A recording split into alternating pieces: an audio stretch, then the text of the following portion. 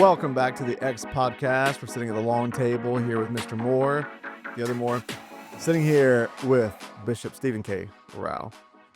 Yep, Bishop. I love that. I call him that. And Miss Raina. And In our matching shirt. I was going to say, People listening won't be able to feel like, it. I mean, no insult if this lands anywhere near anybody listening or watching, but I feel like we're a homeschool family at the beach. With matching shirts for a photo shoot. And it's really sweet. It's cute. Yeah. It's very sweet, but it's yellow. It's very yellow. Thank you. Return guests, number one. Pastor Steve, you've been on 2.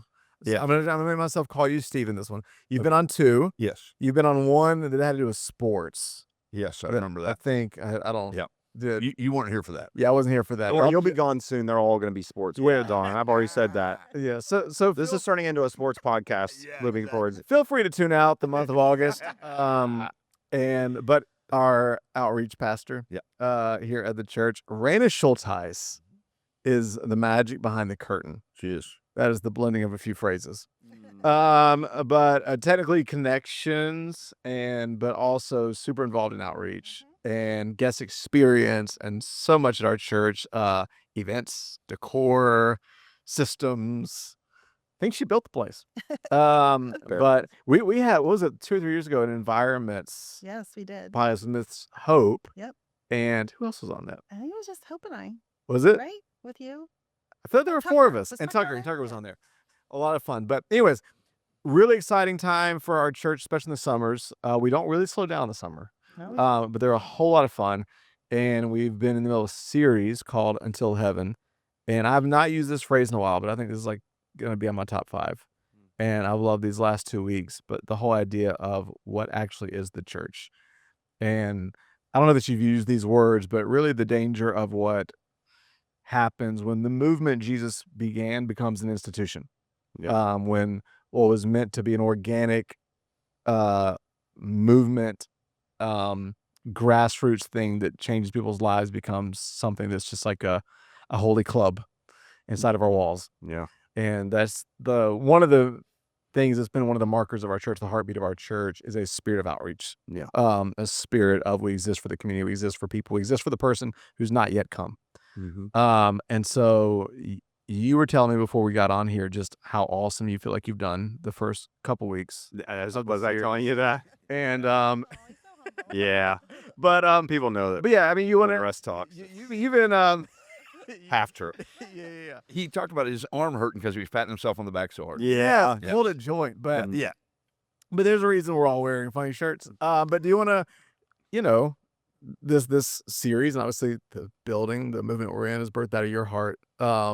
What's the heart behind this series, and how does it kind of reflect the DNA of this place? Yeah. The several years ago, actually more than several years ago, I should probably get that accurate. It's probably more like 15 years ago. I remember when we moved into Lithopolis, and we started this idea of like serving not only consistently, but then doing like an all church wide serve. So believe it or not, this type of thing that we're wearing shirts for and talking about, which we call Exo Week, really started back in 2009, something called Servolution. Servolution. Yeah, I didn't come That up with sounds so 90s punk Isn't that rock. funny? I didn't come up with that. That was actually a Dino Rizzo when he was at I the remember that. church. So they were the ones that started this coordinated effort of like go out, serve your community 1 week. Mm-hmm. We loved it so much that we kind of adopted that, and we did that as a church. And For the church nerds, Dino Rizzo is now at Church of the Highlands. Helps Yeah, a lot of their he was culture. a pastor of a church, but he kind of started that. And then we did that for a year, and then it turned into Impact Week because we were like, Servolution, a little weird. And we were like, let's brand this. It was so well received. Yeah. And I think it's because the real heart behind our church, not only to be a place that would reach people who are far from God, but I think in order to do that, you can't just sit inside your 4 walls and hope they show up. You actually have to go and meet people where they are. And that's a little bit what the series has been about. And one of the questions that we wanted to always keep in front of us. And this is kind of the burden that led to doing things like XO Week and all the other outreaches that happened. Was we wanted to always kind of wrestle with the question of, if we had to close our doors tomorrow, would anybody care? Mm-hmm. Would the community miss us? Yeah.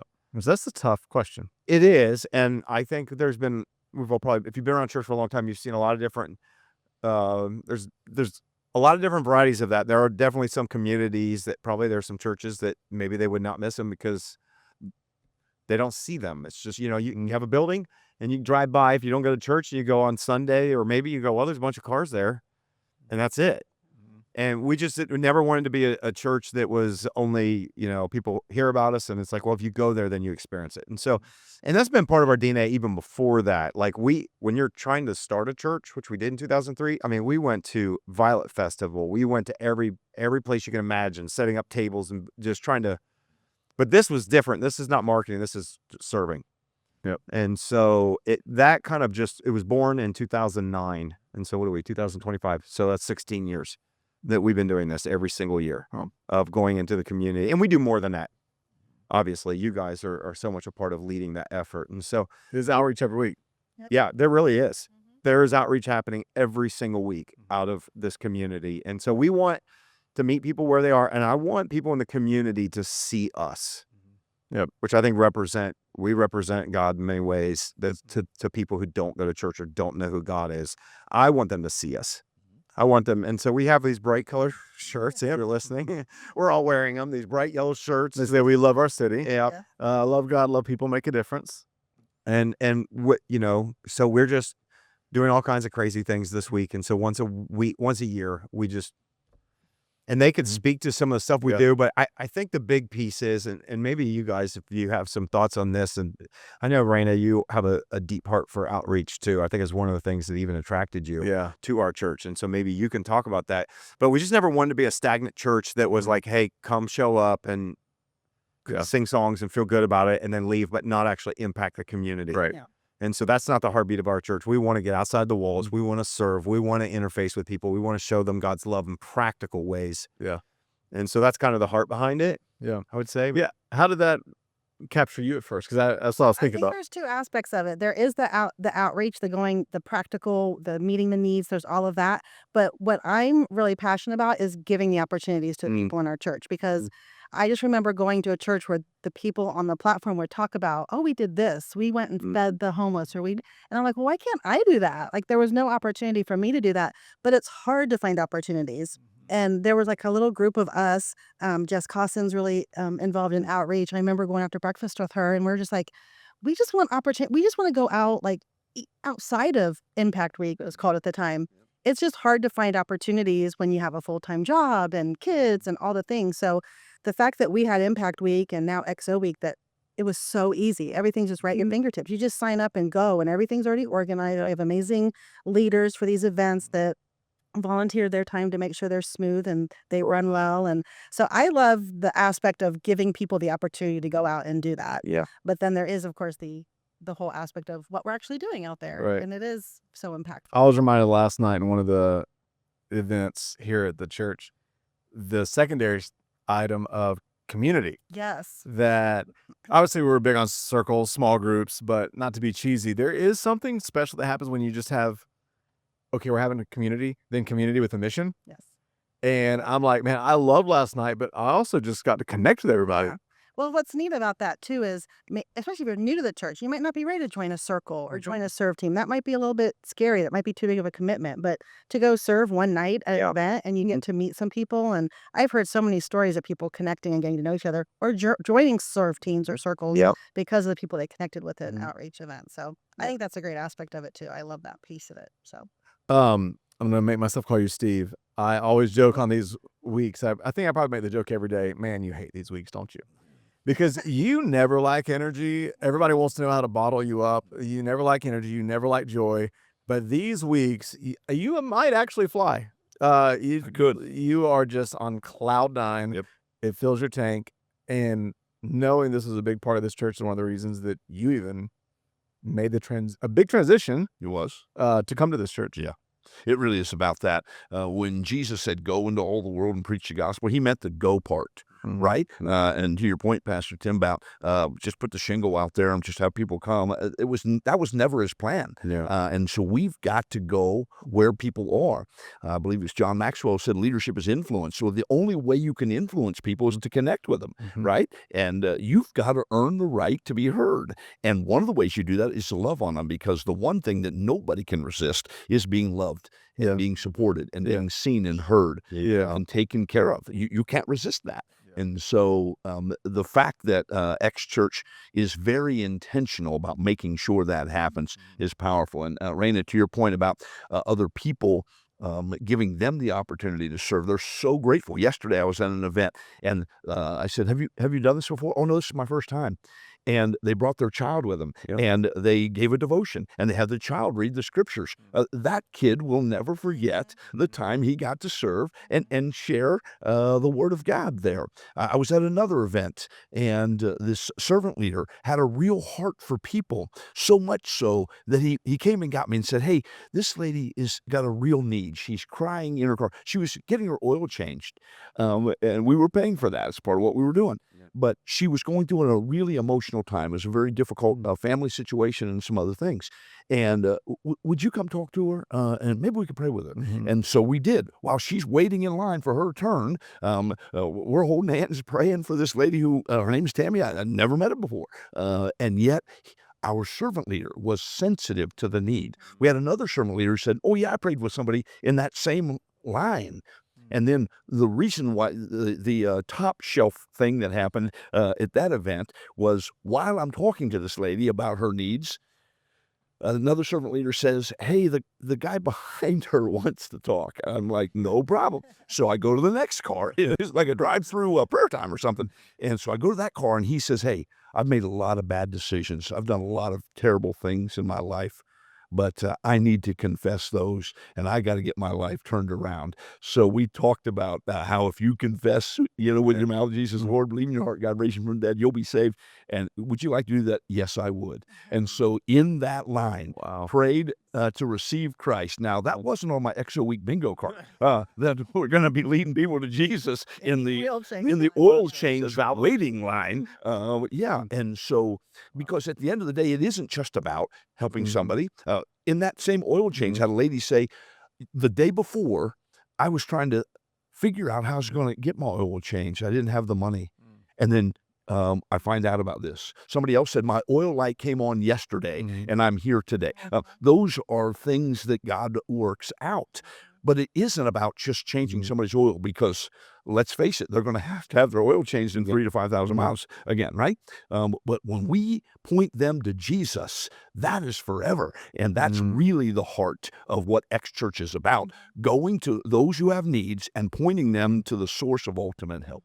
I love that. And, those kind of stories remind me of what we talked about at Exo Week Leader Night, which is the events, small and big, are great, but it's being sensitive to the moments beyond the moments and behind the moments. And, I'm sure people talk about it all the time, but it's one thing to pray for miracles. It's another thing to just step out into action where miracles need to happen. Yeah. And there's a reason we just see so many beautiful moments like that in weeks like this. And just kind of like a bird's eye view for anybody that's listening and that's not experienced Exo Week, it's across the board. Most of it's local. Most of our events are local. It's anywhere between 40 and 60 events usually. And then, both Sundays we're packing meals. I believe Guatemala, Ukraine, we're packing, was it close to 30,000 total? Total. Going across the world. And what else? What are some of our other events we have going on? We like to just go buy out places, and I don't know, that might not be necessarily meeting super practical needs, but it's just fun for families to go out who maybe that's the one time this week that they're going to be able to go get ice cream, and now it's being paid for, and they can just enjoy it. And not only that, but maybe when they're going through a hard time, they're going to remember X Church. They're going to remember a church that saw them and loved them and cared for them and came. But the Cards of Encouragement, I think that's a huge event. We're doing that twice. We have over 100 people signed up for those events, which is crazy. But we've heard about residents in correctional facilities carrying those cards around with them for years. And it just makes an impact. And because those are people that aren't seen and are often forgotten. And So We, yeah, we also partner with other organizations like Habitat for Humanity, helping build a couple of homes, those kinds of things that people have a skill, or if you don't even have much of a skill, you can partner together. One of the buyouts that I went to this week, one of our servant leaders said, "Hey, I've been meaning to talk to somebody." They went through a very difficult time where their loved one was significantly hurt, so much so that people ended up in prison. And they've been coming to X Church for 2 years now. And they said about a year ago, the Holy Spirit started working on my heart that I've got to forgive those who hurt my family member. Wow. And so I wanted to talk to you about that. And so he said, now I'm ready. Now I'm ready to forgive these people. And that conversation wouldn't have happened if it wasn't for the fact that he responded to this outreach opportunity. And so it was just a powerful thing to see the Lord working in people's hearts and they're having significant encounters with Jesus. It's a powerful thing, both servant leaders and those that we're serving. Yeah. one thing I love about it too is some of these events that leaders, exo leaders, have come to us and said, "What if we go to the cemetery and clean it up?" And that was, we weren't sure. I'm like, who's going to sign up to go clean the cemetery? But the pictures and stuff, so many people were there. There were teenagers there working their butts off, just putting down straw. And I just love that they're out there thinking about the different things that they want, that they're passionate about, and then they take ownership of it and they're in the leadership of it, and that just allows us to expand out even further. It does. I know one of the things that I love seeing on there is that we often try to reach out to all of the local communities, the city staff and all that. And I know we've done that and say, hey, what can we do? What's hard for you to get done? In these small towns and cities or schools. And so going and being able to do things like that, it's just a reminder. I think at the end of the day, there's so many reasons why we do this. There are so many unintended benefits that I continue to see come out of these things, the conversations. And I agree, the connection that we make, like I see people on Sundays, but it's always kind of a blur. Like you're talking to people in a few seconds and whatever. And so I was at an event yesterday and we were going to take food over to the ER, to the nurses, the first responders, and just getting to be in the room as we're preparing cards and all that and talking to some of the people that I get to talk to here and there for a little bit, but a little bit longer. You kind of feel like you can, I feel like, oh, I get to actually connect with them. Yeah. I think in a larger church, there's community to be had, but these are kind of moments where I think you have to step into it.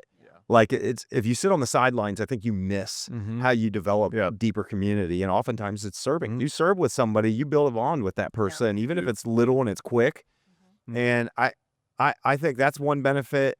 And I think it's hard to quantify the impact of something like this. I always say, you guys probably agree. It's hard to tell because we're doing a variety of projects and that are in the community. Some you're like, we've done things in the years past, painting painting fences for the city staff and fire hydrants for the city staff, and things are like, does anybody care? Does anybody notice? There are some things that I've done at times you're like, I don't know if this is making a difference. But I think the big picture is when we took food to those, people there, they were super appreciative. One of the nurses, even said, thank you so much for coming and doing this for us, because they're like a smaller outskirt ER. They're in our community. And they're like, nobody ever does anything like this for us. Like we feel like we're forgotten over here. And just hearing that kind of reminded me, all we did was we put together some nice thank you cards. We ordered Jimmy John's meal, for probably 20 or 30. I don't know how many we asked on. And we just took it in and dropped it. It was not hard to do. It is at all. But I don't know how to quantify the impact of even those nurses going, so X Church did this? Like, even if they don't know God, even if they're not even, what my hope is that little ways like this, that we begin to change people's perception of both God that we represent when we do it, but also the church. That's part of it. I want to change people's perception of the church. I want people to be like, if that church wasn't here, we'd miss them. And I think it says a lot of the fact that some of these cities actually reached out to us And we're like, so are you doing that again this year? We bought some guardrails that need painted. We're like, all right, All right. got you. That's serious. I love that. Do you want to go ahead? I don't think we'll ever truly know the impact that we have, because you don't know. That could be a nurse 3 years from now going through a hard time. They're like, they remember, they drive by, they're like, oh, that's right. I'm going to go, Yep. Yeah, well, I you can just tell don't you, know. I was at a restaurant about 2 years ago, and the guy said, "You're with X Church," and I was like, "I don't think I have an X Church shirt on. How do you know that?" He said, "I'll tell you later." And I think you sound ominous. Yeah. so I got my meal. I sat down. He came out, and he said, "I was at an incarceration facility, and you guys gave me a care package." And he said, "A lot of us don't have anything, and because you showed up, it was an extra special blessing." And I didn't know that guy worked there. I couldn't even remember the guy, but he remembered X Church speaking into his life and serving him in that way. And it was a significant. It does matter, and we find it out in other ways. Well, God's a pretty good accountant, and He's keeping track of these things. Yeah, I mean, it's all spiritual, but the spiritual side of me, sometimes on these weeks we're like, okay, there's the prayer stuff, there's the worship stuff, then there's the outreach stuff. We begin our years with 21-day fast. Mm-hmm. But these are the weeks my mind always goes to Isaiah 58. This is the kind of fast I choose. Yeah. For you to Hungry. feed the hungry, Yeah. lift the burden. And it's all about the kind of fast you choose is actually what you do to serve Mm-hmm. people and to lift people's heads and to encourage people. And it says, and then when you do these things, then your healing will spring forth quickly. I just think there's so much power that happens in these weeks.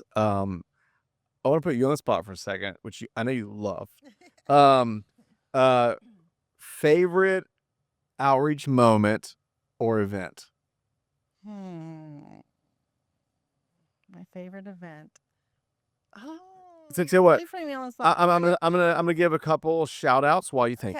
Okay. I'm gonna give some unashamed shout outs. Number one, as we've alluded to, if you're a part of our community, we do outreach all through the year. Yeah. We have monthly events through Stowe where we serve the less fortunate in the city. We have Furniture Bank. We are in 10 prisons? 11 now, 10. and a 12th one coming on. So 12 correctional facilities, 12 correctional facilities across the state.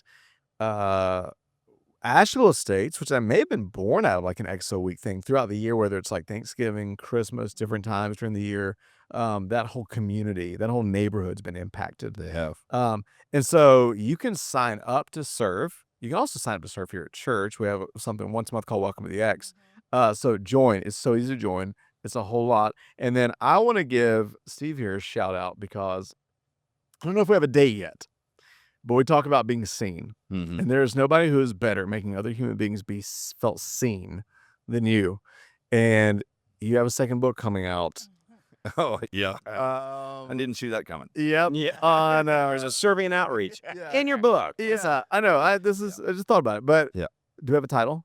I do. It is actually called Proximity, Okay. the Ministry of Presence. Wow. Yep. I heard a rumor that in this book are stories of how you've either met or been in the close proximity to 7 U.S. presidents. The last 7. Okay, the last 7. Correct. Is this Kevin Bacon game? It is a little bit. Kind of Bacon game. Are you 6-0 as a operation? Yeah. Yeah.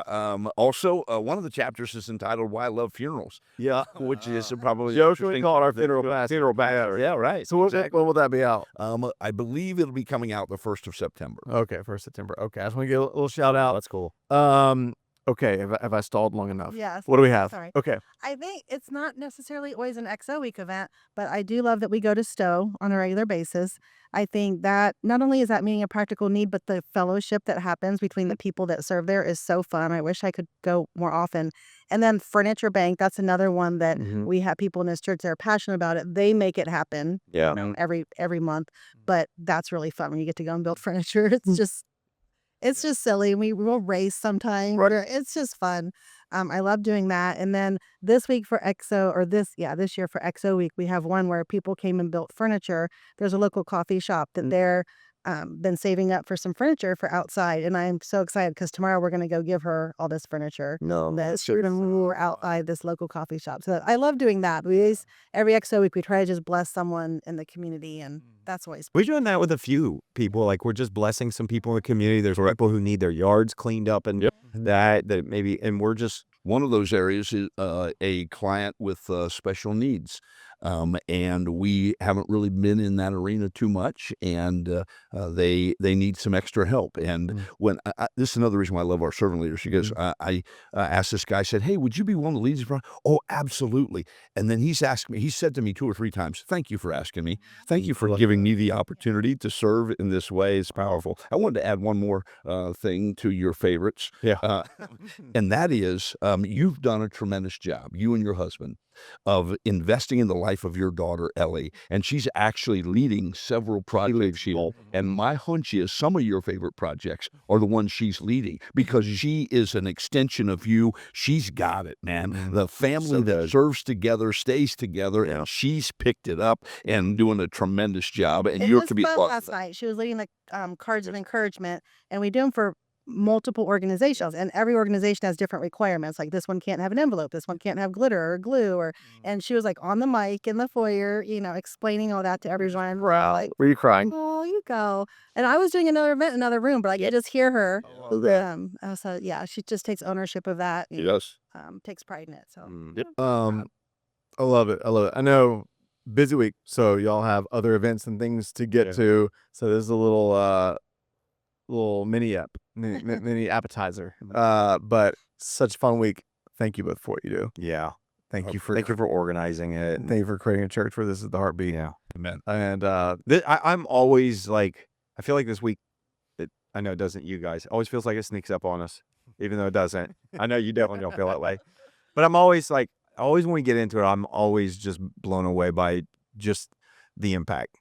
Just the amount of people and the connections that are made. And I think it does something in our church. I think it does something in people in our church. So like the benefit we hope is to community. We're just serving, no strings attached. Because we spend money, we pay for meals, we pay for oil changes for people that sometimes do they need it? Do they not need it? I don't know. We're just it's a random act of kindness. We're just going out there and going, hey, someone took care of this for you. Right. We don't qualify. We don't know, but we do hit the people like that lady who's like, I didn't know how I was going to pay for it. Exactly. And I heard you were doing this. Like, so that's incredible. There's so many amazing. Habitat for Humanity. I just go down the list of things. Serving, we just got done. Our whole staff served a furniture bank.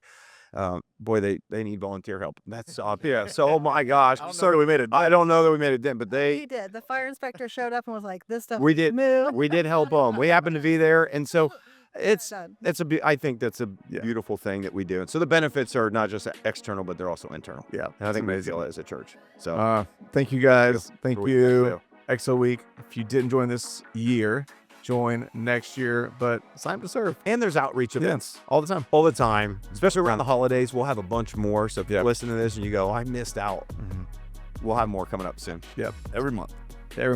Awesome. Thank you all. Yeah. It's been fun. Until next week, we will see you then.